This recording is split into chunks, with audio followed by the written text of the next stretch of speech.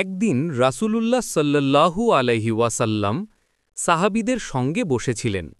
তিনি বললেন, যে ব্যক্তি আল্লাহর ভয়ে কেঁদে ফেলে তার সেই চোখের পানি যদি মাটিতে পড়ে, জাহান্নামের আগুন সেই মানুষকে কখনো স্পর্শ করবে না।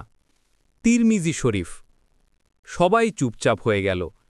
কেউ কেউ মাথা নিচু করে ফেলল, কারণ তারা বুঝল তাদের চোখে অনেকদিন কোনো অশ্রু ঝরেনি আল্লাহর ভয়ে। এক তরুণ সাহাবী ছিলেন সেখানে, নাম হারিস রাদিয়াল্লাহু আনহু। তিনি খুব চিন্তিত হলেন। রাতে ফিরে এসে নামাজে দাঁড়ালেন। তিনি কেঁদে ফেলতে চাইলেন, কিন্তু চোখ শুকনোই রইল। তিনি বললেন, হে আল্লাহ, আমি জানি আমার চোখ কঠিন হয়ে গেছে।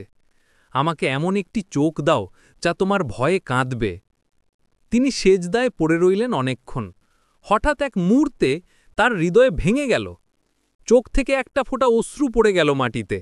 তিনি হালকা করে হেসে বললেন, আলহামদুলিল্লাহ, আজ আমার চোখ বেঁচে গেল। সেদিন রাতেই রাসূলুল্লাহ সাল্লাল্লাহু আলাইহি ওয়াসাল্লাম তাকে স্বপ্নে দেখলেন।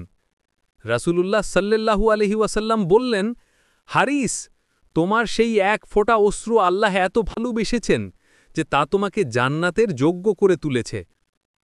এইখান থেকে আমরা শিক্ষা নিতে পারি যে চোখের এক ফোঁটা অশ্রু যদি আল্লাহর ভয়ে ঝরে, তা কোটি দানের চেয়েও মূল্যবান, কারণ সেই অশ্রু জান্নাতের দরজা খুলে দিতে পারে।